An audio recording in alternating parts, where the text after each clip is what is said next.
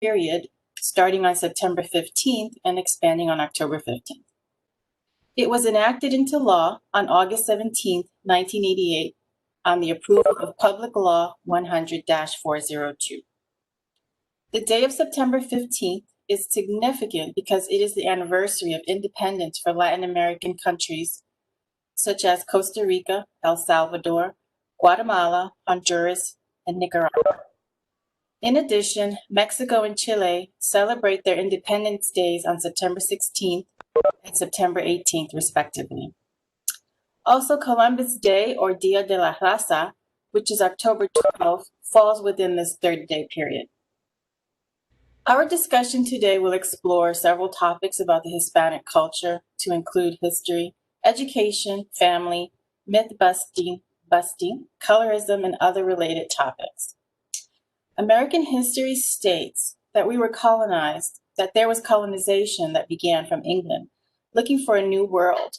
But people were already living here when they arrived. Those people were forced to move off of their land.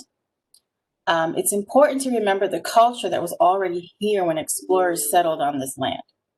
It's important we keep the integrity of the influences of Hispanic and Latin American history and culture. The people who are represented on this panel are descendants of this beautiful culture that has not been represented so well in American history.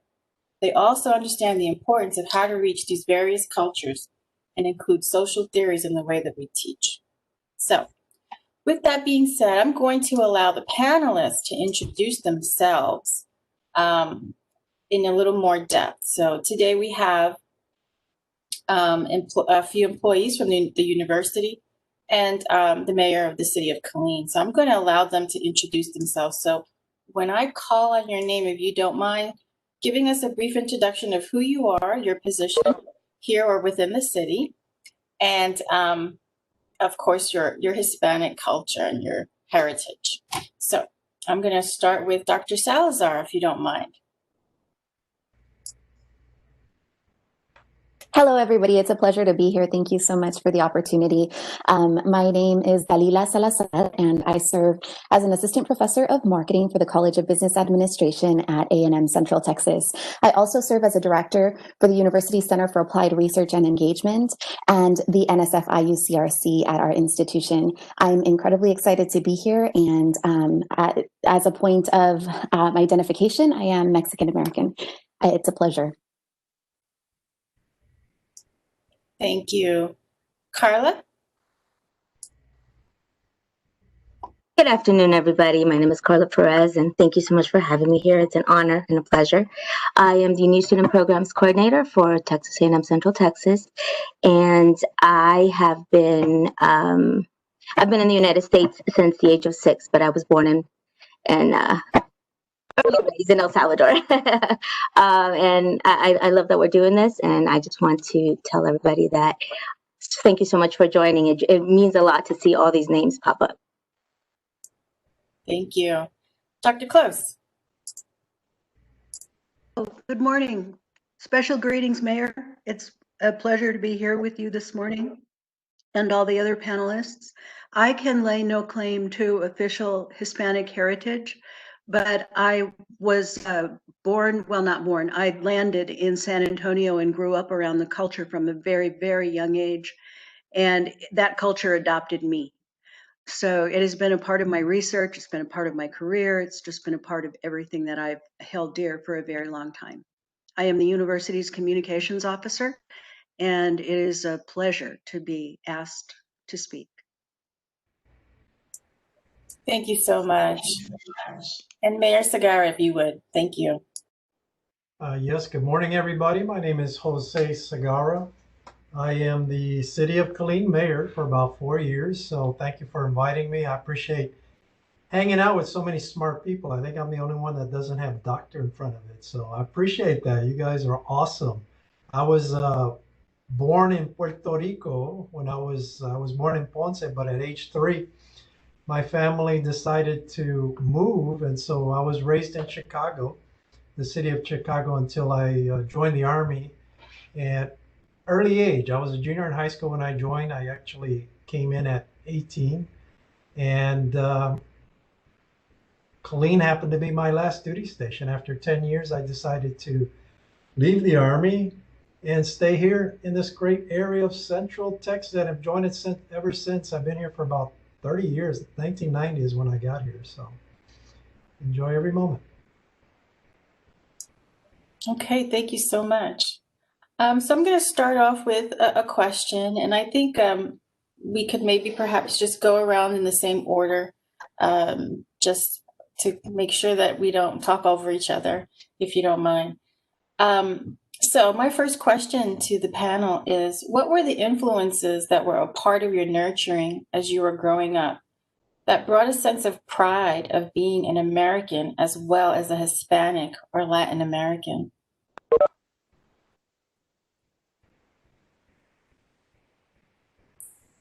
I think Dr. Salazar, if you would like to start. Yes, thank you. So in terms of nurturing in my upbringing, that brought a sense of pride.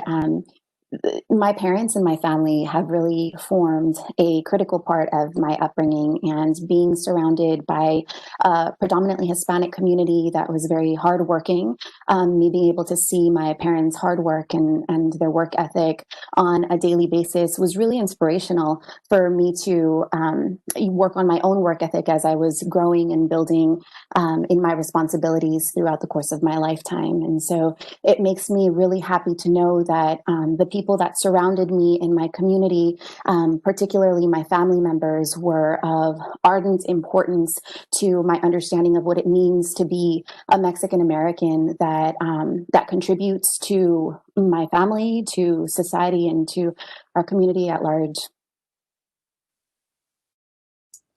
Thank you. Karla? Yes, ma'am. I've been blessed that my family is very diverse. So, like I said, I came to the States when I was very young, and my maternal grandmother was pivotal in keeping my Salvadorian culture alive. She was always very adamant about me remembering where I came from. My mom at times wanted me to kind of forget that and embrace more of the American aspect of who I was becoming, but my grandma always went back and said, "No, Mama, don't ever forget where you came from. Be proud of who you are."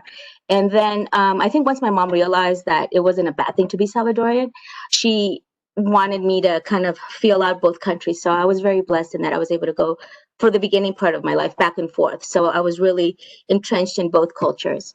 And then in America, my stepfather, my mom married an Anglo-Saxon gentleman, and he taught us everything that it meant to be American.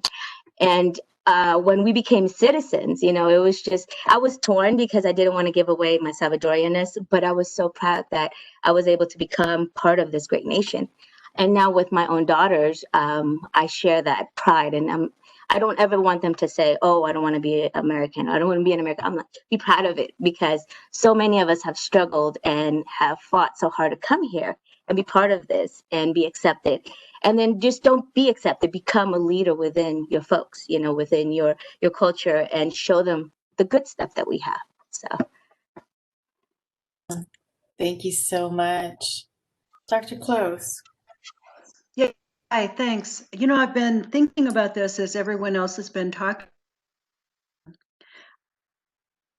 That I grew up in a military family, and as a result of that, we were constantly around all people of color, Asians and Hispanics and African Americans, and it was like a big melting pot of culture. But I was about, I don't know, 13 years old when we moved to San Antonio, and the amazing thing that nurtured me was just how much the Hispanic culture embraced me. It didn't matter that I wasn't genetically Hispanic. For example, I had to learn to speak Spanish because my first true love's parents, he was the youngest of 13, only spoke Spanish in the household. And when we went home to visit them, if I wanted to talk to his family, I needed to be able to speak Spanish, understand what he was saying on the phone, to be sure he wasn't making jokes about me. But every time I would, you know, mess up my Spanish, I would be so patiently and so gently corrected. And there was just such a loving atmosphere in the culture overall that really embraced me. And I will never forget that. I don't know that I would have found it in any other culture. It was just a patient introduction to our language and our food and our habits and our ways of life and our spirituality. And it really enriched my life for the better. Thank you. In fact, if I can add, one of the spaces on our campus in Founders Hall on the 4th floor, the wing on the wing that faces the parking lot, I have chosen to name for his mother, Santos Maria Uravaso Rodriguez. And I was the sponsor for that space, and I named it for her. She used to often talk about how education was unavailable to her, yet she was one of the wisest women I've ever known. And I swear she would have been a Supreme Court justice had she had any access to education whatsoever, which is why it's become such a huge part of the focus of my career in terms of research and study. Thank you so much. Mayor. Yes, I think growing up in Chicago, I was born, like I said, in Puerto Rico, but in the areas where I grew up in Chicago, it was mostly Mexican. And so a lot of that Hispanic culture, I was always surrounded by it.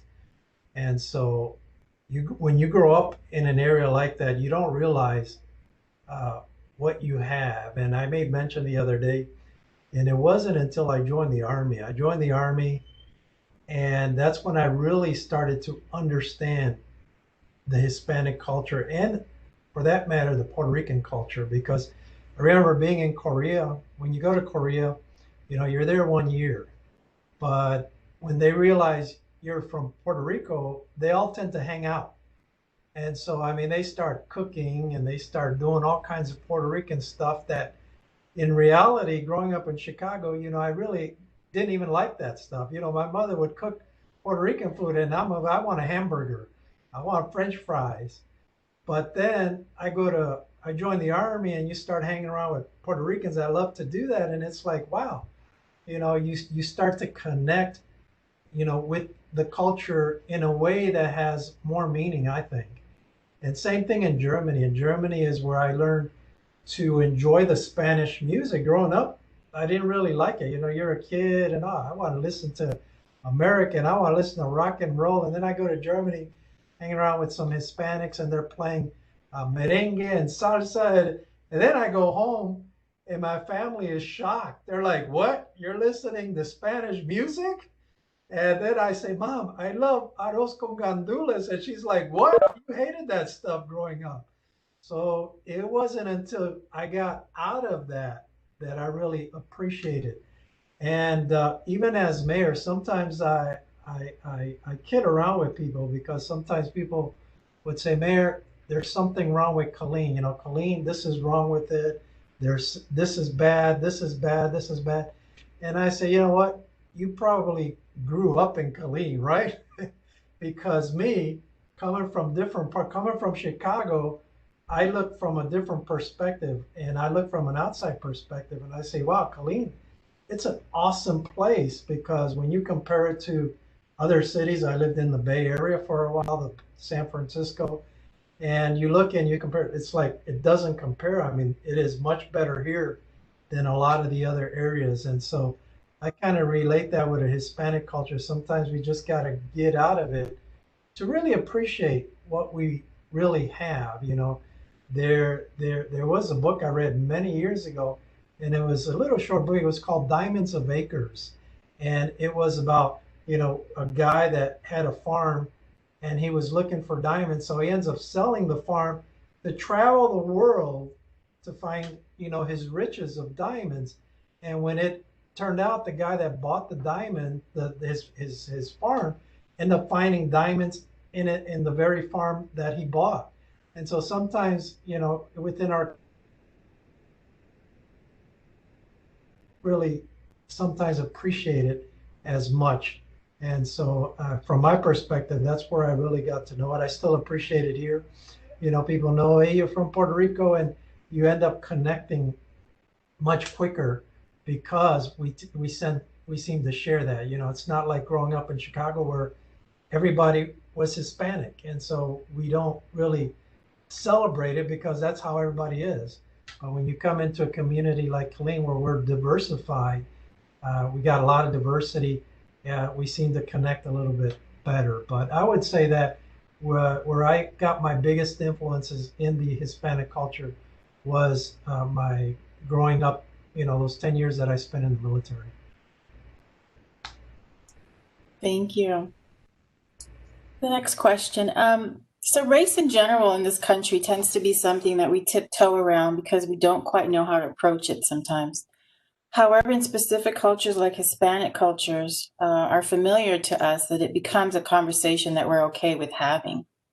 So my question is, what have you experienced as far as having racial or ethnic conversations that you've had with people outside of your culture about who you are?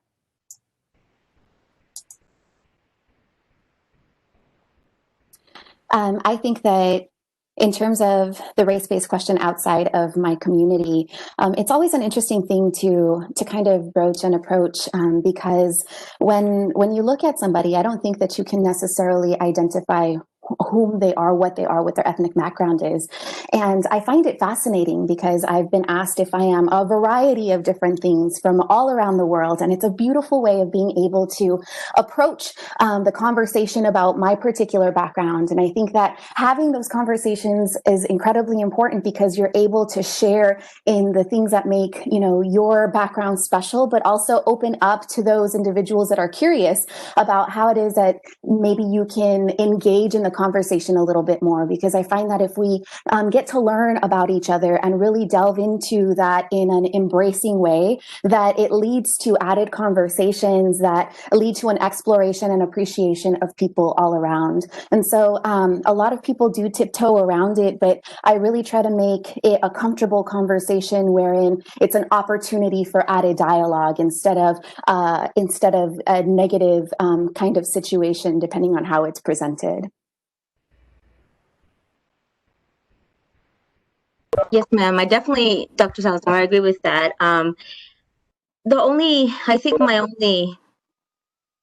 don't know, Hispanic culture, Latinos, however you wish to identify yourself as, is so broad, so we are probably one of the largest races in the world because you find us with if you go to Peru, you find us with a lot of Japanese influence versus if you come more towards the Caribbean, we have more African American influence and all that, or African influences. So my only thing that I find a little, at times, kind of annoying is that as soon as someone sees me, the first thing they say is, "Oh, you must be Mexican." There's more than just Mexican, there's just in Central America, there's 6 different countries. But I do enjoy those conversations. I enjoy opening up those conversations because you begin to explore with those folks. And a lot of times it's not because people they do it out of, malice or anything. They do it because that's what they know. That's what they understand. That's what they see in the media. They see that's very dominant to them. But I enjoy having those broader, well, where is El Salvador? Or where is Honduras or Costa Rica? What do you guys, what do you guys like? And even with our own Hispanic folks, having those conversations, we find that we have so much more things in common that we don't. For instance, we all have like similar dishes, like plates and like cultural how we celebrate our festivities, our Christmases and things like that. So by having those conversations, we find how much more alike we are than how much different we are. So I love that, and I'm not one of those, I'm just going to sit here and be like, "Oh, I'm Salvadorian, look at me," because my husband is from Puerto Rico and we both celebrate that, and we just want people to know that there's so much involved. And I love having those conversations. So just a follow-up question, Karla. You said people just assume you're Mexican. Is that here in the United States, or because when we spoke, you mentioned that your family, has a background in Spain and other countries. So, because I get that a lot too, but I'm from New York, and on the East Coast, I think we're so used to being so blended that I get that question a lot less over there because everybody's so used to a mix. They kind of know better not to assume in a way, because it's just part of their daily lives. So I was just wondering if that's something that you kind of experienced more here, maybe even in the state of Texas than anywhere else. Most definitely in Texas. And I mean, because of our proximity to Mexico. Now, I was in Germany for a bit, and in Germany, the folks there were more just inclined to say you're Latino, Latina. You know, they really wouldn't peg you as one or other because they have Spain nearby and all that. Um, but you're very correct on that. Like in Texas, yes, I always get, are you Mexican? When I was in the coast, I was in Virginia for a while. I got a little bit more of, are you Puerto Rican? Or, you know, actually what I get a lot is, what are you? Because if you understand Spanish and you hear me speak Spanish, you have no idea where to peg me. My own family doesn't understand because I'm just a really good mix of everything. So, but you know, and that's, it's my responsibility to teach folks that there's so many of us, and there's such a beautiful culture, even though it's, you know, it's got all these tiny little pieces that make it up. We're still Latinos, Latinas, Latinx, Hispanic, however you like to identify it. You know, we're just a big, beautiful mix of stuff. Absolutely. My mother would call us the rainbow people. And I Yes, think that's absolutely. so appropriate because we are such a blend, and some of us look like you wouldn't know who we are, what we are, because our colors are so different. Mm-hmm. Dr. Coates? That's a perfect segue into what I was going to say. Obviously, because I am not Hispanic biologically, I get caught in the crossfire a lot because I have always affiliated so closely with that community, even as a young person. Um, the Hispanics, not all, but some, are patently curious about why is a weta, and you know, weta, we all understand that word, and it can be affectionate or insulting depending on who's issuing you the word. But folks have actually asked me, why is a weta so involved in our community? Why do you care about this community so much? Well, because people I love, you know, are a part of that community, because that community has loved me back. And then to white people, I get the same question. Why aren't you this involved in an Anglo community? Why aren't you, you know, I have Italian, German, Jewish, Australian roots. Well, I guess if there were a community of those people, I might be, but that's not me toward this culture. So I'm constantly in a place of having to justify and defend, you know, my involvement in, my interest in, my research in, my support of and advocacy for the Hispanic community. And I'm happy to answer. It's just that I'm not sure if there's an answer that ever makes sense to someone, you know, who's asking that question. Because honestly, when we reflect on the words of John Williams, I'm, I'm sorry, John Lewis, John often talked about the beloved community, and he wasn't referencing an African American exclusive community. He was talking about a community of people who came together to celebrate their cultures and understand and accept each other, to be able to speak to each other, to be able to learn from each other, to be able to live productively with each other. And I like to think that my involvement in this community is an example that that's possible. That is what is meant by the beloved community. And we should be able to move beyond a point where a person who is not of color has to justify their involvement in anyone else's culture. It's the way it should be.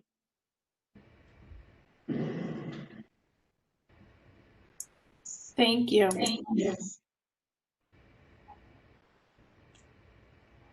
Who's next? Me? I'm good. Yes, sir. You are. Right. Uh, when you talk about race, I think that, you know, it's been mentioned, you know, we all come in different colors. Dr. Close there, you remind me of one of my aunts. And in Puerto Rico, we come in all different colors. My grandmother, she was kind of in dark skin, you know, it's black. And so my aunts on the other side, they're very light skinned.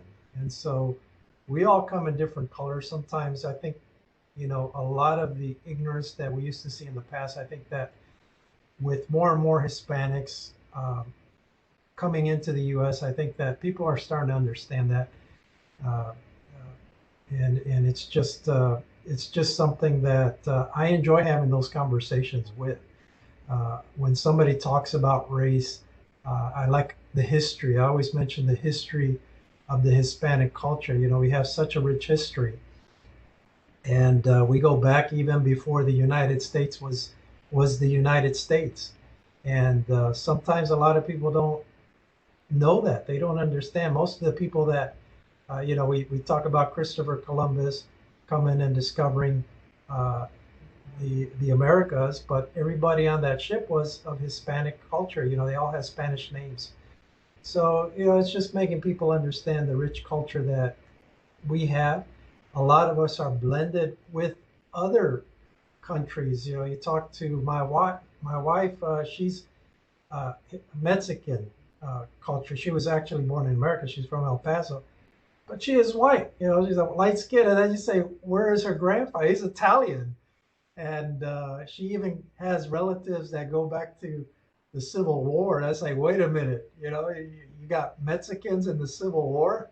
So it is just amazing when you dig deep the many roots that the Hispanic culture has. And so, yeah, I think that the history of the Hispanic culture is amazing. It's just letting people know, bring it out more, you know, have it spoken more within our school systems and things like that, and people would be amazed. So. Absolutely. Are any of you first generation college or high school graduates? Or was education, so that for my I am. panelists, you are? Okay. Okay. And that's awesome. That's great. I know in my household, my mother stressed education. I could not come home unless I was going to go to college and get a degree. So that was stressed, and to this day, I still think about that. What were your aspirations educationally? Was there anyone in your life who represented that American dream that made you aspire and want to get that degree and created a pathway for you that may not have been evident to your family if it wasn't a family member? Are we still going in order? Sure. Yeah, that's fine. Go ahead, Dr. Cloves. Well, my mother, I'd like to segue in an interesting perspective here, I hope. My mother was not a very educated person. In fact, only her brother was allowed to go to college. And he started but never finished. And I recently learned, my mother is now 92 years old, and I like to have conversations with her about her past so I can, you know, enrich what I know about my family. And she told me recently that she was told that she was mentally retarded when she was a girl, that she wasn't fast enough for college, that she couldn't learn. And hearing that said just broke my heart, that, you know, anyone could be so easily written off by members of their family. I know it happens, I know it's common, but for me, it wasn't so much my family that made me want to go to school. Not in an inspirational sense. I saw the life my mother led, which was very difficult. She didn't have choice over her reproductive freedom, and she was pregnant many, many, many times, many more times than I think what was normal for a woman of her age. And she was not able to carry her babies to term because she's very small. She's only 4'7". And that had an impact on me. I did not want to live my life that way. And I knew that education was the way I was going to be able to stay out of poverty, to be able to make a stable life for myself, and to be able to contribute something worthwhile to my community. So I'm the first in my family ever to get an undergraduate degree. I started in community colleges and made my career there. And I'm very proud of what that institution did to shape me. So it would be that family that really supported me throughout. And by that family, I mean the community college family. Thank you so much.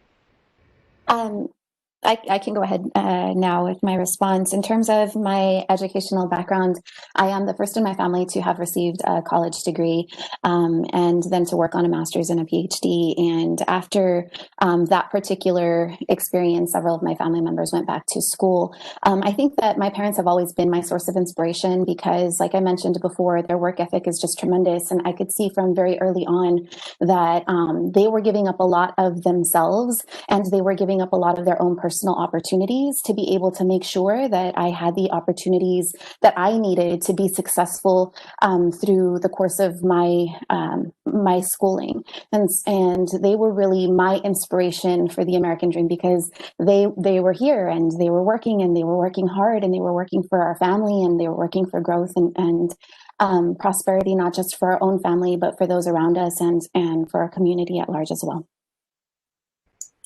I just want to follow up a little bit with that, Dr. Salazar. Do you think that your parents made those sacrifices just because they were your parents? You know, because I know I'm not a parent, but I can imagine if I had a child, I would do anything and everything I could. But do you think that your culture had any influence behind that, them making sure that you had everything you needed in order to be successful? Perhaps because maybe they thought it would be harder for you? Do you think that had anything to do with it? So they were always my champion. And it's interesting because a story comes to mind that my mother shared with me a while back that she's never really shared with anybody. So now you're all privy to this, I suppose. But when she moved here, she was in high school and she's incredibly smart. My parents are so brilliant.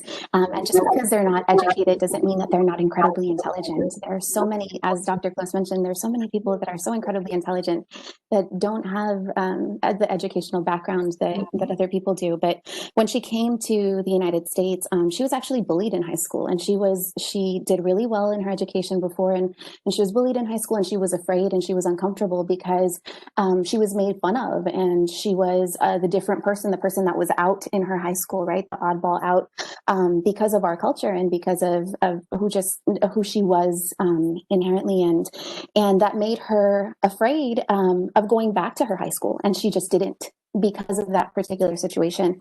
And so from that, she decided to work on making money and making sure that, you know, she was making something of herself positively and prospering in a different route. And to me, that's incredibly disheartening because had she had the opportunity to be able to complete her high school education, she would have been tremendously successful in college and would have contributed in so many other ways. But as a result, and kind of as life's path unfolded, our life and our stories are beautifully defined because then you make opportunities in other areas, and as a result, she's also gone back and she's, you know, worked on her education, and my father has as well. And I think that it wasn't necessarily because you know, because as a parent you want to do everything for your child, though I think that has some merit and some truth to it. I also think that because of their experiences, they had kind of foresight in terms of what potential challenges may take place and how it is that they needed to pave the way for my own success in a way that would prevent me from experiencing some of the things that they experienced as they were going through their own childhood and then young adolescence. Thank you. Karla? Well, my story is kind of funny. My father was a college professor, so he always regarded education, you know, as pivotal. But unfortunately, he passed away when I was very young, so my mom was kind of left, you know, to her own, and she decided that she wanted to come to America and get her education in America. But then, you know, she had to provide for us, so she kind of put that on hold. And then when my brother, my sister, and I came, she always told us that the only way for us to get ahead, especially when we came to this country, is to get that education and just to always do our best. So for a while, I had kind of put that aside, and I was like, she doesn't know. You know how kids are. Your mom doesn't know what she's talking about. And I was always successful at some of the things I did, but never quite as successful as I wanted to be, because I wanted to be thankful to my mom for the things that she did for us, the sacrifices. So when I went back to school, and I've taken my time. I've taken a long time to get, my degree, just because I didn't feel the need for it. But the moment I graduated and I saw that in her eyes, how proud she was. And she told me, she's like, you're reminding me of your dad. I was like, oh, wow. Okay. I'm not going to stop now. So I'm just going to continue, I'm going to get my master's. I'm going to get my doctorate, whatever else I can. But to her, it's like, well, how valuable are you now? Because that education can never be taken from you. So even though you may have a tiny bit of an accent, you may slip up on the words sometimes, that's still there. That's yours. And you can share that. You can share that with your kids, and you can be that example for your kids. So I don't know, if it wasn't for my mom and I think my grandma, both of them like pushing me and making me realize how important it is, I probably wouldn't have gotten as far as I've gotten. Because to me it was like, yeah, it's cool, and it turns out I really like it, and I'm kind of good at it, and I can share it with other folks, and I can be an advocate, and I can be a champion for people, and I'm like, you know what, let's do this. So Awesome. Thank you so much. Mr. Segarra? Well, I think that, I wasn't always encouraged to go to college, but I think I always tell my parents, it's a miracle because you had 6 kids and we're all independent. They didn't push us hard because my parents were very young. When I was born, my mom was 15 years old. My dad was 17. And so they were more worried about surviving and paying for the kids, making sure that they put food on the table. And they did a great job doing that. I remember one time in Chicago, and I talking about school, and my dad says, I hope Joe, they call me Joe, I hope he just graduates high school. That was, which I did, and that was good. But I always say that they instill something without even realizing in all of us, because with 6 kids, we kind of had to create that self of responsibility, be responsible for ourselves. We grew up in the south side of Chicago, and that's why I say it's a miracle. It's like, wow, none of your kids turn to drugs, to violent crime, or anything like that. And growing up, we had to kind of do things on our own. I remember wanting to play baseball, Little League, and I go to the park. I'm a 12-year-old kid, and I have to walk to the park. It's about 4 blocks away, and they say, well, your parents has to sign this to authorize you to play baseball. So I go home, take it to my mom, and say, Mom, you got to sign it. She signs it, and that was it. I just go get my uniform. I played Little League all season long, and didn't worry about my parents have to be here supporting me. I think that's important nowadays, but back then it was just you didn't even think about it. And so I developed that sense of self-responsibility that they instilled in all of us. I remember my brother, we all used to like to draw. One of my brothers, he loved to draw. And he tells my dad, he says, I want to go to college. And he says, what do you want to go to college for? I want to be an artist, he tells him. And my dad says, well, if you're going to be an artist, I ain't paying for your college. You ain't going to school to be an artist. But that will was instilled in him, just like all of us. And he says, oh, forget it. I don't need you to pay for college. I'm going to college. So he ended up going to college in Chicago, university there. And he graduated with an art degree. 4 years later, he's got a bachelor's degree. And I remember going to his graduation, and they said, okay, what are you going to do with that degree?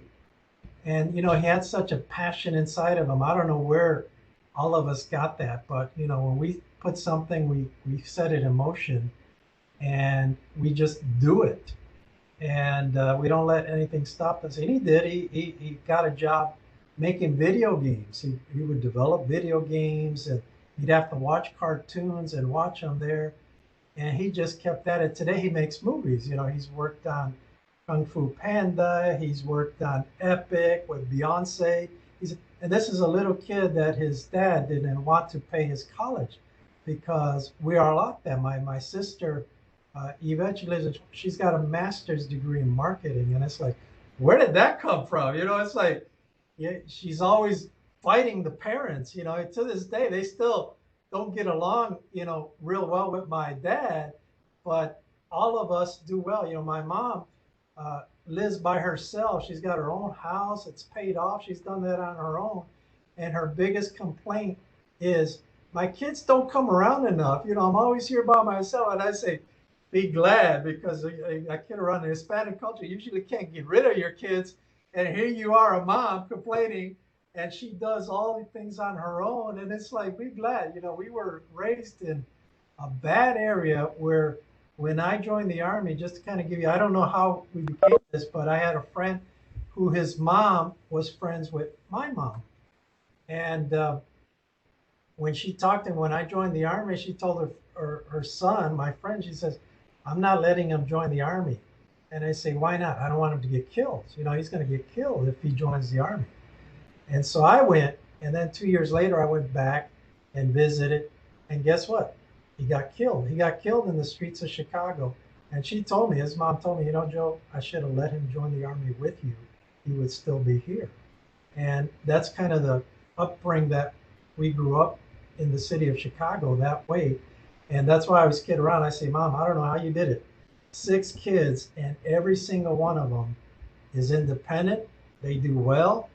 And it wasn't that they were on top of us saying, you got to do this. On the contrary, they try to deter us, because it wasn't because they were trying to deter intention. It's just that they didn't know any better. They were young when they got married, so they were learning how to be parents themselves. Parents raising kids.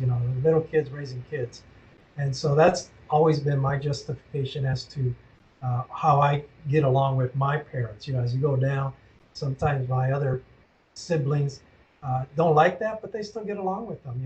They may not communicate as much with them, but they're appreciative of where they are because of what our parents did. So.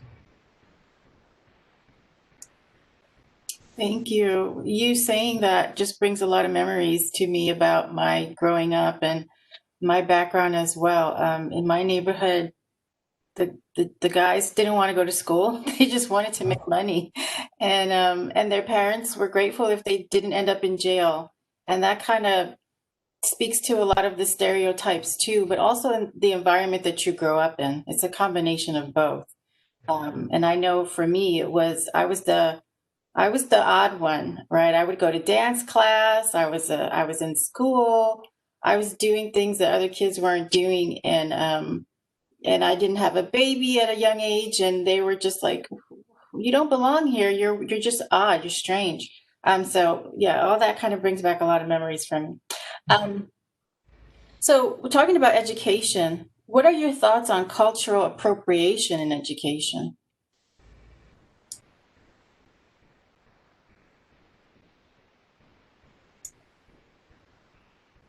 Would you like to get started, Dr. Salazar? Can you please elaborate on your operationalization of cultural appropriation? I guess the way that we're represented when others are talking about us, or in books, or as they're educating the children. Right, definitely. So it's interesting, because I think that depending on the angle that you take a look at what's being presented, there's always an angle, right? Whomever it is that's writing the book, or whomever it is that's providing the narrative, has a particular angle through which they use their own experiences, internal and external, to kind of relay that information. I think that having conversations about cultures as a whole, and having constructive conversations about cultures as a whole, is incredibly important. I think that it needs to be substantiated through grounded theory and evidence, and not just be opinion oriented necessarily. I think that the moderator that's having that conversation needs to make certain that that there is some grounding from that perspective and angle. But I think that the more you get to know about people, like I said before, the more you kind of want to get to know about people. You'll find commonalities between people. That one of my favorite ways of getting to know about people, to be completely honest, is food. Like, that is my initial jump into a culture. I love trying and learning about where, different ingredients come from, and how dishes are formulated, and what goes into them, and like the special symbolism behind dishes, because everybody has their own approach to it. And I find that when, for example, in my classroom, I have so many foodies in my classroom, in my marketing courses, that makes it a launching pad for being able to speak about different cultures in a way that makes people curious. And the more we become educated about things that we're curious about and have a grounded foundation in our understanding of it, the more we seek to embrace that. And I think that all too often misappropriation or misjudgments are simply because of opinion-oriented contributions. But if you can spark the interest in a group of people through a variety of different ways, then that's a fabulous thing, right? Having conversations and becoming educated and exposed to others, I think, is incredibly important for me.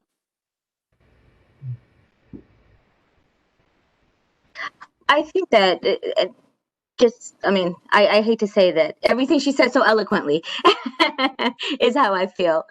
Cultural, appropriation happens when people know limited amount, so for example, in Texas, they know a lot of the Mexican folks, so they assume everybody Hispanic is Mexican, and that's why it's important to have discussions like this and have platforms, especially like in higher education and all that, because it allows us to educate folks out there and say, no, there's more than just that.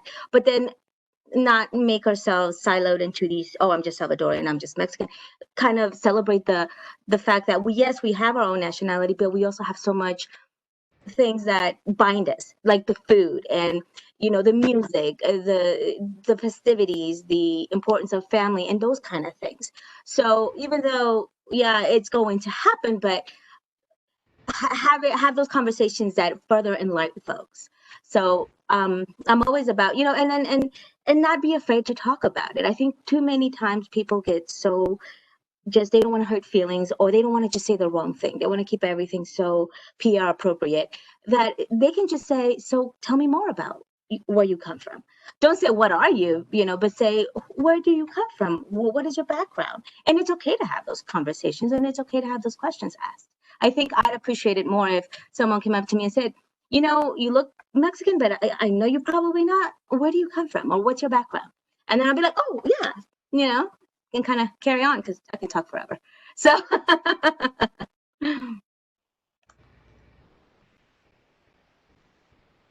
In 1970, I was in 4th grade at an elementary school in Austin, Texas, just off of what they now call SoCo, South Congress. And I have a distinct memory of a teacher in social studies. We were studying flowers, of all things. Now, it's like, that's relevant to this conversation. Why? Well, one of the flowers of Texas, we'll all remember, is a yellow flower with big petals, and then it has a big brown cone in the middle. Does everybody remember that flower? I'm sorry, I can't recite it by its name. And she called it a sombrero flower. And she said the reason why it was called that is because Mexicans are lazy and they're always sleeping. Now, that is a distinct memory from 1970, from being 12 years old in a classroom and learning about flowers, which should be non-racial. And all of a sudden, it's a racial discussion about how lazy Mexicans are. And even as a 12-year-old, I remember pushing back against that, because I had grown up in communities where entire Hispanic households worked. Everybody worked. It wasn't just the mom and the dad, it was everybody. And in my own family, I had to work. My dad was in the military, but he was unreliable and got kicked out of the military a lot. And when he did, we were in housing projects. And if I didn't throw papers, I was a paper girl. I think it's kind of funny, I'm in the media now. I started out throwing newspapers. If I didn't have that job, there were times when we didn't eat. My mother cleaned houses. Very, very humble, very, very hardworking families. So it made no sense to me whatsoever that stereotype existed.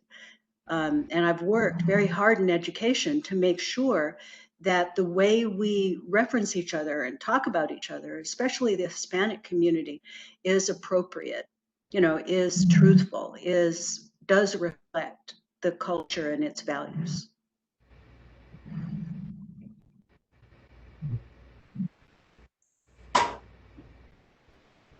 All right. Am I next? Yes, sir. Can you hear me? All right.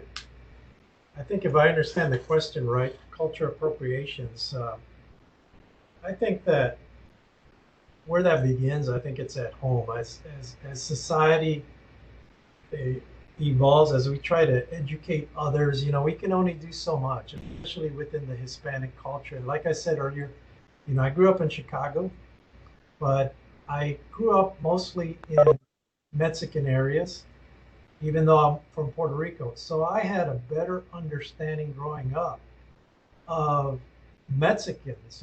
I love Mexican food. I like tostadas. I didn't like Puerto Rican. And it was because my family really didn't push that on us. I just kind of grew up in that culture of Hispanic. And so when we try to educate other people that are not from the Hispanic culture, I think that we're all going to have some challenges because, there's so many cultures within the Hispanic culture. I think there's only so much we can do. And within our culture, I think a lot of us tend to lose that. And we see that today. We see a lot of people that are from the Hispanic culture, but they don't know Spanish. And, you see that in my family. I was the oldest. So growing up, my mom spoke Spanish. By the time you get to the sixth child, forget it. He ain't speaking Spanish. And why is that? We all grew up in the same household with the same parents, but yet he doesn't speak Spanish and I do. And it's because, when you get out there in the outside world, you're going to adapt to your upbringing outside the family environment. So I think that it's very important that the family keep that culture within, and sometimes it's a challenge, and so you see that a lot. You see a lot, especially in Texas. A lot of times I see people, and they do have the Mexican heritage, but they don't speak Spanish. They don't, and sometimes we don't even know what that is because I make fun of it. We talk about foods, and sometimes I go to a Mexican restaurant. I say, that is not Mexican food. That looks like a cheese whiz cheesecake on a piece of. That is not real Mexican, but it's adapted to the environment. It's adapted to more of what people are going to buy, because maybe they may not like if it was really Mexican food. So, it's one of those things that we have to learn how to continue doing, developing that culture within the family itself. We cannot go out blaming the world because we're losing the culture. We can't say, it is the school's responsibility that you teach culture, that you educate my children in this Hispanic culture when it's really our responsibility. Tina, I thought of something I'd like to add that the mayor inspired, if I may. Yes, ma'am. Go ahead. Oh. Go ahead, Dr. Close, are you there? You can go ahead and speak.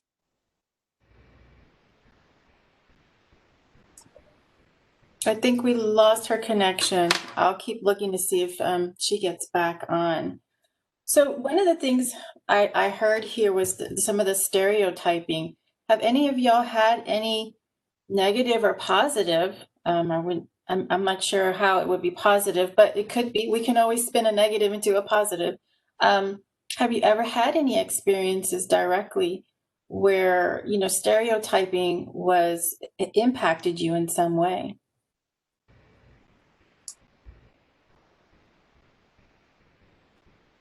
I have. I still experience from a negative perspective stereotyping. Not too long ago, I was at HEB and I had some very slanderous words spoken to me about how, I'm a wetback and shouldn't be here, and that I should get myself some education. And I thought, well, that's kind of ironic, right? You know nothing about a person, and you're so quick to offer up these. These words. And so it's something that's very real and that's still very shocking. Every time it happens, it still is very shocking that, that people feel comfortable enough to engage in that kind of discourse. And I think that it's disconcerting. But I try to, I try to embrace the opportunity as best I can to correct the stereotype based slander and just give them a distinct perspective in terms of how they're wrong, right? And I've not only experienced it, my child has experienced it as well, and she's 6, and so anything from from being a wetback or uneducated or unable to read, and to the mayor's point earlier, in terms of speaking Spanish, many families make it a concerted effort to not teach Spanish in their household so that their children are speaking fluent English and they don't have accents to their language, and that they can assimilate or immerse themselves as being American. And I think that that is such a disservice, because bilingualism, trilingualism, learning languages is such a beautiful thing that should be embraced. And I think that it's unfortunate to have it be a concerted effort because of the discomfort that sometimes takes place and in the household itself. So that's kind of my 2 cents for this question. It's funny you mentioned HGV because that was my experience as well. My daughter, I think maybe about 1, when children are babbling. And my husband was singing to her in Spanish because she loves this one song. And he was just kind of like pushing her around and she was babbling along. And this older gentleman comes up to him. He's like, well, if you taught her English, then maybe we could understand what she's saying. And I was shocked. I turned around and looked at him. I was like, that's funny though, because we're teaching her how to sing in Spanish and in English at this point. I said, so I don't understand where you come from with that. And he's like, this is America. And he walked away, right? And it wasn't so much for me. I was offended for my kid because I know that going forward, she's going to hear that many times. And anytime someone comes up to me and says, well, go back to your country, I'm like, well, I just did my DNA test and 50% of my family comes from this part of the world. So I'm home, things like that. I guess maybe because it happens so much, I kind of just not even pay attention to it anymore. And it makes me feel sorry for those folks who want to attack, because they have to grasp at straws just to, oh, you're a wetback, oh, you're this, because they don't understand enough. But yeah, it's something that I wish we wouldn't do to each other as humans, because it's not right, and then the children hear it and the children repeat it. And that's where I think we're causing the greatest harm. Because going forward, I know my kid's going to hear it again in school. They might make fun of her because when she speaks Spanish, and it comes from both sides sometimes though, like the Spanish folks, oh, you're not Spanish enough. And then the American folks, oh, you're not American enough. So it's like, you're kind of caught between these worlds. So struggle sometimes. But I'm okay. I'm willing to take it on, Yeah, it's funny because, I've experienced that definitely. When I was growing up, we moved from the Hispanic side. Then we went to further south, where there was a place called Marquette Park, and it was all white. That's where I went to high school with. It was called Gage Park. And you have African Americans go through one door, whites go through the other, and I was like the only Puerto Rican there. It's like the only Hispanic. Like, what door do I use? And you get bombarded by racist comments a lot of times. But then I wouldn't respond in a negative way, and I've learned to do that. And before you know it, I can go either one. People didn't matter. To know you. I think that you can bring them around. People really sometimes are mean to strangers, and that's how come I'm probably in sales today. Sales is one of those businesses that of terrible. People do not like to get those calls. If you have a slight accent, they're going to tell you the most ridiculous thing on the phone just to get rid of you. And so you have to have some very thick skin. I've seen Army veterans here in my office start shaking because they faced rejections, and Army veterans that have fought wars. I had one, and I said, my first thing is to help you overcome your fears. And he says, Jose, I don't have fears. I've been to Iraq 3 times. I said, I'm talking about a different type of fear. And it's that fear of rejection. And a lot of times I think that because of some of the negative stereotypes, some of the craziness that I grew up with, it has allowed me to respond in a different way because it's, racism is not just from the whites or anything like that. A lot of Puerto Ricans are racist too. And so even within our culture, my grandfather, like I say, my grandmother was dark. They didn't want my grandfather to marry her because she was black. And this is Puerto Rico, and they're both Puerto Rican. So you see that within the culture yourself. So you can't just blame one society because we see it a lot within our own culture. So racism is something that I think that it's something that's always going to continue when people want to put you down. It's unfortunate, but I think the key is just teaching people how to respond in a way that it doesn't stop them. It doesn't create such a terrible impression that they want to give up, that they change life's journey. Sometimes people face something so bad that they quit. I don't want that job. I don't want to go to that school no more because they're racist. I don't want this. And that's terrible because now we stopped following whatever it is that we want.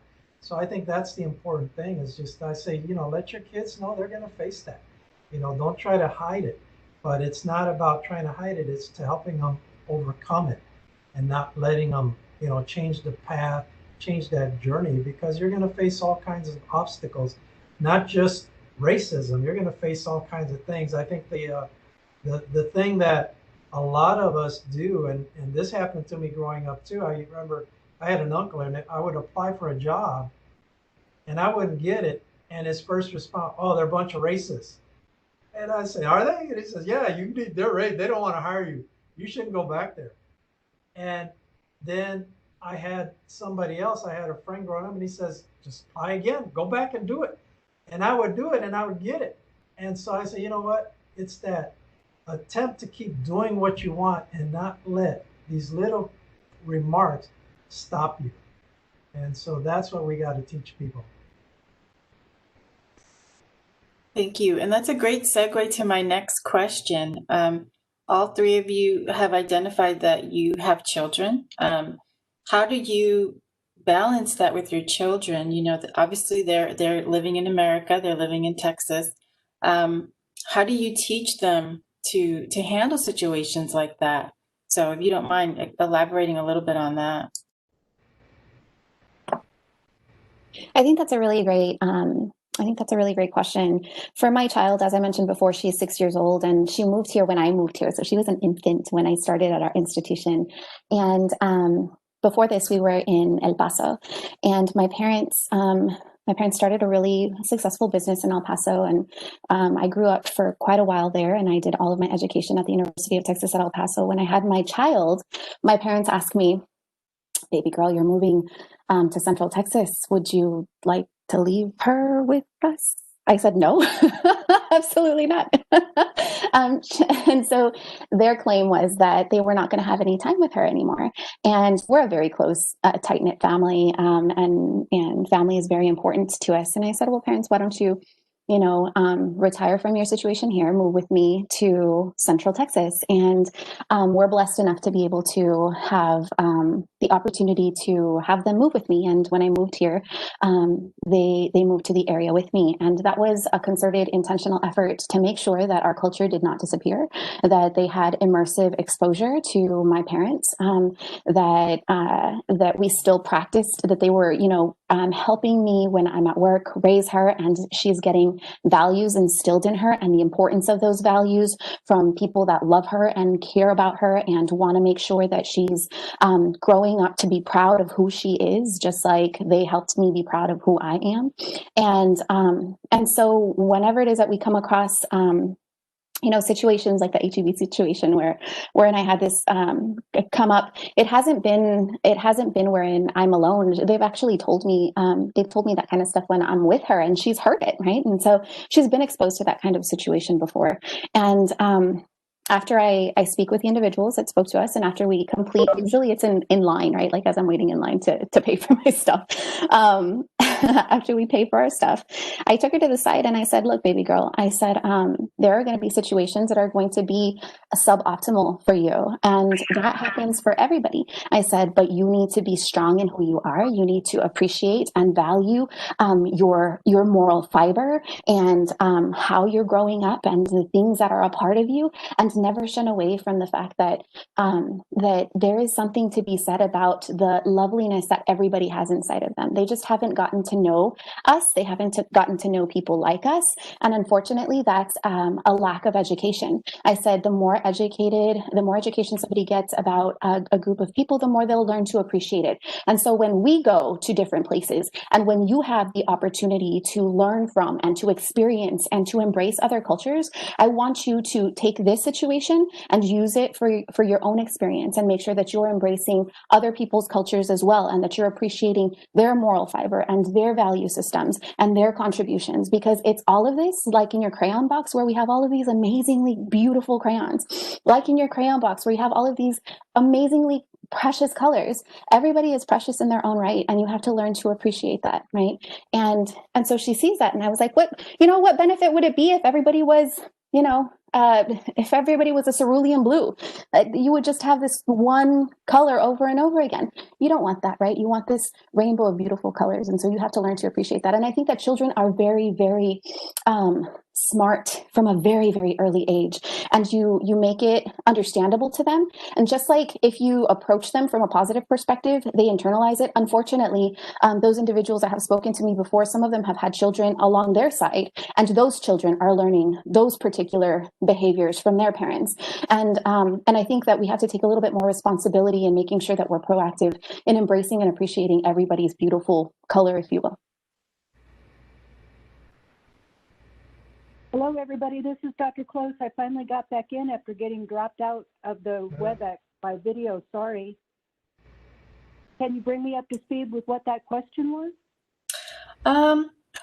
The panelists were discussing education and family, and we kind of came around talking about children. And so I asked the question how they balance, all the racism and the awkward situations when they're with their children are there to witness it, one, but two, when they have to deal with it on their own. So I was just asking the question of, as a parent, how are they managing that with their children? So Dr. Salazar was our first speaker on that topic. But I hope you remember what you said, and I hope you write it down so we can come back what you wanted to say before you got cut off, because I'd like for them to finish their thoughts and then come back to your last, what you had to say before. Sure. Is that okay? Okay. That's wonderful. And I can relinquish my time because I am not a parent. I could only speak to how it works in my family with my family's children. Sure. If you want to share, please share. I think the thing that I enjoy the most about the diversity of the culture is that children pick it up so quickly. I've had nieces and nephews that I teach Spanish to from a very young age. And even now that they're not young anymore, we would call it Spanglish, I guess. But, the very first times I was teaching it to them, I remember my little nephew sitting in the bathroom. We were trying to get him to take his evening bath. And he said, but Ran, I don't want to bañarme. And, it just came so natural to them to blend the language, to embrace the language. And I think that's important. And that happened many, many years ago, but I still remember it to this day. And to this day, it's still a part of the language that the family uses when they get together. So maybe it's a little bit of a cultural appropriation, but it was just an easy fit for our family. Thank you. I guess I'm next. I have two beautiful girls. My first one, she's 21 years old, and her father is African American, and me being Salvadorian. And for a while there, I was basically the one raising her. So I always told her, "Be proud of who you are, baby," and because she's very ambiguous. It's really kind of hard to peg what she is. So that's why I love the phrase Latinx, because that's how she identifies. And I think she finds power in that because of how we've raised her. We always raised her to be proud of who she was. It didn't matter that her skin was darker or maybe lighter than whoever she came across. She didn't pick up Spanish, and she regrets it now, even though we tried teaching her. But she is very proud of being Spanish. She talks about her experience as a Latina, and then she also talks about her experience as a Black woman. So she takes both of those things. And she's come across racism, of course. She gets it from actually everywhere. So she gets it from the Hispanic culture that you're not Spanish enough, and she gets it from the Black culture, you're not Black enough, and then of course whatever other stuff is out there. But I've always told her, I said, don't come at it with anger, come at it with compassion. And said, look, I understand that you don't understand who I am, and that may frighten you, but let me show you what I have and what I hold and what makes me special and what makes me fabulous, because she's, of course, I'm biased because she's my daughter, but she's beautiful, and intelligent, and she has so much to add to any conversation. And she's very proud of being, Salvadorian, and immersing herself in that culture. Now with my 5-year-old, she's full Hispanic. She's Puerto Rican and Salvadorian. And she has started asking those questions of, so what does it mean to be, Latina? That's how she calls herself, Latina. And I said, well, baby, it means that this is what we bring to the table. And of course, music and food is her thing. So, I always tell her, I'm like, look, just people may say ugly things sometimes because she hears it, especially TV, and you watch it in the media, and she kind of doesn't understand some things. But I'm like, and it's okay, baby. I said, not everybody's gonna be nice, but don't be mad at them for not being nice. I said, try to teach them that who you are makes you special, and if they don't appreciate that, then they're not worth your time. Even though she's 5, she's picking up on that really quickly. Um, and she is already proud of who she is, and that's the only thing I know that the work can be real hurtful, and sometimes you just kind of get overwhelmed and you just want to close off and just lash out, but I don't think I don't you're not helping anybody by being that way. It always helps to kind of turn that into, I guess maybe because I'm a positive person, I always turn that over and say, look, I understand that you're slightly afraid of not knowing who I am, and the first thing that's going to come out of your mouth is negativeness, but why don't you just see what I bring to the table? If you still don't like it, then it's okay. We can agree to disagree, but get to know who I am, and that's what I've taught them. And I think so far it's worked. My eldest is, she's killing it in Austin, and the little one, hopefully she'll be president one day, she says. So we'll see what happens. Yes, that would be awesome. Mayor? Well, we're past the age of kids. We have grandkids that we get to enjoy, and they are like 7, 10, and 11. So they're still at that age where, after we get tired of them, we send them back to their parents. So it's like, oh, but it's amazing because, I think at that age, as far as helping develop kids, we get to see their personalities, and every kid is unique. Every kid wants to have their own different personalities. But that commonality, I think, with them is that even though, like most of the kids nowadays, even though they don't know Spanish, the mom is Spanish, she knows Spanish. The dad, who's our doesn't know Spanish, so he grew up not really speaking Spanish. And the kids, that's how they're growing up, not learning how to speak Spanish. But they understand their culture, because of the mom. They love to eat Mexican food, but they're the main thing that we as grandparents, especially my wife Laura, what she tries to instill in that is the same thing that I mentioned earlier. It's just overcoming, because we always tell them you're going to face challenges, but the main thing is how you respond. Don't give up. And so the middle one, who's the girl, she's 10 years old. She's got a very strong personality, and I think that's because she's in between 2 boys.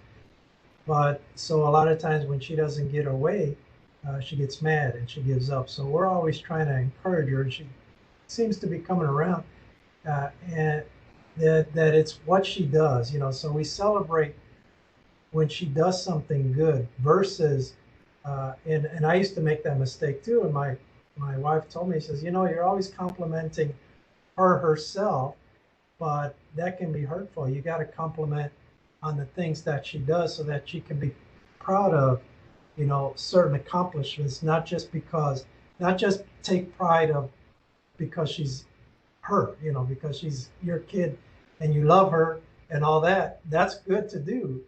But so we're trying to teach them and celebrate the small accomplishments that they do to make sure that they can adapt as they grow up. Otherwise, when something wrong happens, we tend, like I said earlier, we tend to give up. Somebody hurt us, they hurt our feelings, they made us feel bad, which is going to happen. You can't protect them from that all the time. And so you just have to teach them to just adapt and just overcome no matter what. So. Thank you. And so we have about 10 more minutes, so I'm going to ask my last question and then see if we have just a moment for any questions. I see a lot of wonderful conversations and comments happening in the chat box. So I see Dr. Salazar has chimed in a little bit. Thank you. Thank you to everybody who's sharing some good stories and some that are not so nice. One person shared an unfortunate interaction, a very negative interaction her granddaughter had at school. So thank you so much for everybody for sharing your comments. My last question is, being an American, how does it feel when you don't see yourself represented in American culture? I know in my household, and my husband doesn't see us represented in TV, something simple as a movie. Right? There's no superhero that's Hispanic. We don't have a Hispanic superhero, just the ones in our homes. So that upsets him. And when he understands that an organization has ties to going back as far as the Holocaust, he decides he's not going to support that company anymore. So how does that have an impact on you? Again, the question is, how does it feel when you don't see yourself represented in American culture?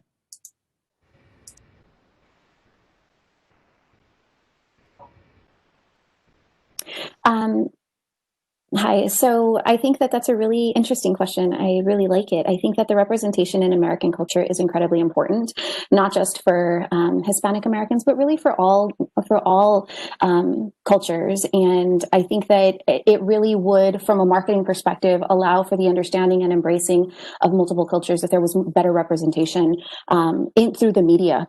So as a marketer, when I decided to pursue my PhD, one of the major reasons that I wanted to pursue a PhD is so that I could be in the classroom and so that people could see that I had something to contribute, and so that I could be a point of exposure.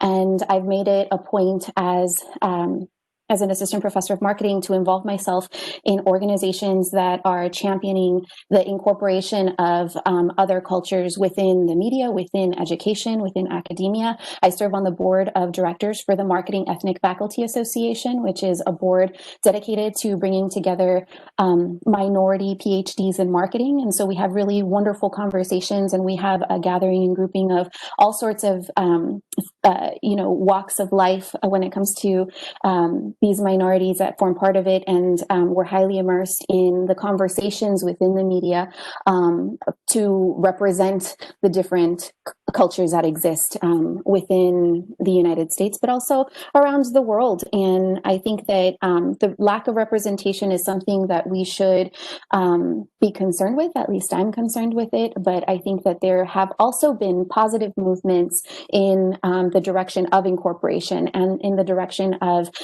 a shift in the way that certain corporations handle their communications, and that certain identified sponsors engage in the communication because they see the importance of that incorporation now a lot more than they did several years back.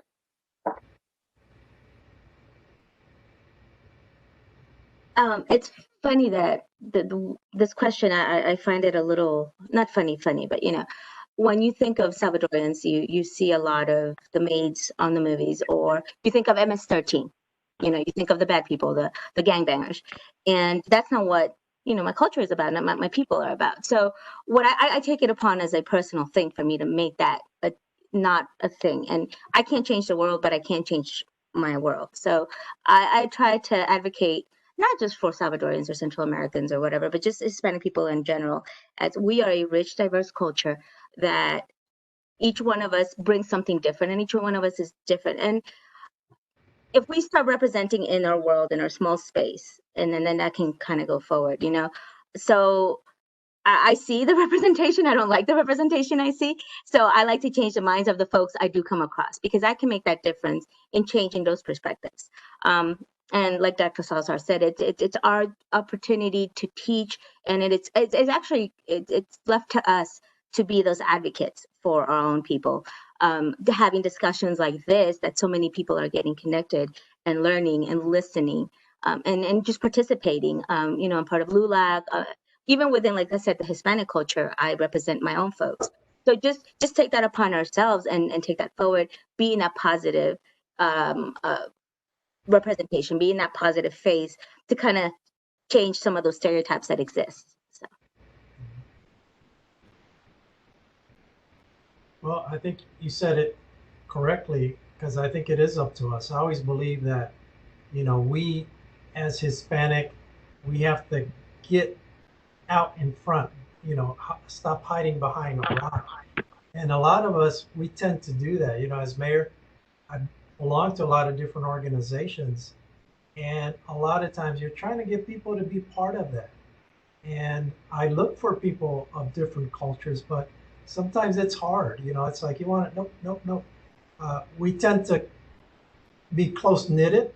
And so, like you mentioned LULAC, and we even have the Hispanic Chamber, you know, even those, you know, Hispanics will cling to those, but even those, you know, if you look at the Hispanic Chamber, I was telling Mr. Rivera, who's the president, I said, you know what? Over half of the members here are non-Hispanics, because what a lot of different cultures, you know, what they do is they go out of their own culture. You know, a lot of people want to be part of the Hispanic Chamber. They want to be part of LULAC, but then you turn that around and you say, you know what? I want to be on the city council. Right now we have people running for city council. I could not find one single Hispanic that wants to be part of his city council. And it's like, wow. So we can't blame people if we don't get out in front ourselves. And so who knows when we'll see another Hispanic. And it's not because we don't have enough here. It's just that people don't want to do that. The Hispanic Chamber, the same thing. Who wants to be president? No. So it has to be a Caucasian or African American, because the Hispanics, we don't like to be, I guess we're too shy or something like that. But we need strong people, you know, like the ones here on this video call that you know, you guys are the inspiration that people need to be able to see and say, wow, you know, look at how far they've come. Look at how far I want to be like them. But if we keep pushing people towards organizations that we only feel comfortable with, then we're not going to advance. You know, if you're Hispanic, you should be part of the Hispanic Chamber or the LULAC. No, you should be part of the Clean Free Clinic. You should be part of the Clean Chamber. Well, how many Hispanics are there? Probably none. Well, that's why you need to be there. And they don't want to do that. And it's like, oh no, but if it's Hispanic, I'll be there. And so that is we do it to ourselves. And so we can't go around blaming anybody else when we don't advance, you know? And so a lot of the Hispanics, same thing. We want to watch a movie, but it's got to be a novela. So that's where all the Hispanics got to go, is a novela. It's up to us. It's up to us to step out in front and lead the way, because we have advanced so many. When people talk about the United States, you know, the huge melting pot, we've advanced in so many other countries. You know, I say, well, how many Americans have run for president in Mexico, you know, or Puerto Rico, or you know, they're not, you know, so we dominate on all those other fronts. We just want to expand here in the United States, which I think we're doing a pretty good job, but we just need to advance it much more. But again, it's going to be up to us. Hi, Tina. This is Dr. Close. Yes, ma'am. I'd like to quickly address this. I know looks like we're running very short on time. You know, in 1978, in the city of San Antonio, it was illegal for a Hispanic person to own property north of Hildebrand. That was a law in the books. And it was organizations like MALDEF and LULAC that got together and went to the federal government and made them reconstruct the way people voted in the city of San Antonio. It used to be one large district with at-large elections. That year, it became 9 separate city council districts, and that year, they elected 5 people of color to the San Antonio City Hall, to the city council. I remember all this very directly because I was a political science student getting my undergraduate degree, and I went to work for what they called then the minority majority city council. And the lessons that I learned in that year interning in that environment of city governance, where a city was so clearly divided, the right to vote will set the tone that we all exist in. And I think, you know, Mayor, when you talk about people not wanting to be part of the chamber, I don't want to wax into my political beliefs, but I think we can all agree that in an environment that is intolerant politically, that kind of thing is going to happen because it feels dangerous to identify racially. And if we can thank COVID for anything, it has really laid bare the places in our culture where we really have to question the racism that might still exist and needs to be discussed. And it makes me proud to be a part of this panel for that very reason. There has been a startling lack of diversity in colleges and universities among the faculty and staff for as far back as I can remember. Even at, community colleges where I've worked, it's been predominantly Anglo and predominantly male. I was 30 years old before I ever saw a woman college president, and I can still remember where I was standing when I saw her.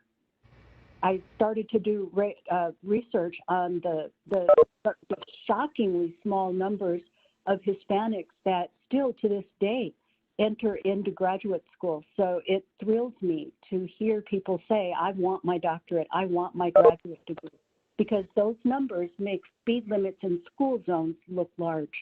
They are startlingly small.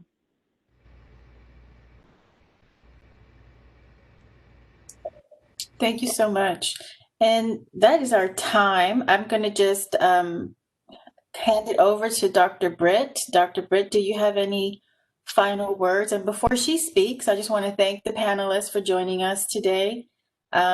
Great job. Thank you so much. And everyone who's attended today, thank you so much. And for those of you who shared your comments and your stories, I appreciate you being so open with us.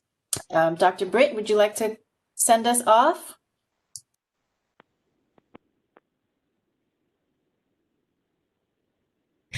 I have to remember to take that mute. If all of you who are right now thrust into cyberspace, that little red microphone is the plague of my existence. Just trying to remember to unmute myself before I start this wonderful dialogue that's going on in my head. I want to thank everybody, as Tina has done so eloquently, for joining us for our first diversity discussion of the year. I want to keep it in your ears that we are keeping the conversation going. So just because October 15th is coming, it does not mean that we stop discussing the importance of keeping Hispanic and Latino culture alive in America, and that it's an important part of who we are as Americans. So keep that conversation going. Take the information that you've learned today, use it as a conversation starter. When you see the beautiful tones of skin and that beautiful features of our Hispanic and Latin people, and you're afraid to ask, where are your people from? Don't be afraid. ask them and start that conversation, learn more about them, fall in love with them so that you have a connection that can't be broken. Because once we all decide that we're all American, everything else goes out the window. Thank you so much for your time. Keep your emails on alert. We will be sending more information about upcoming events. Our next event will be in celebration of American Indian Heritage, which will begin in November.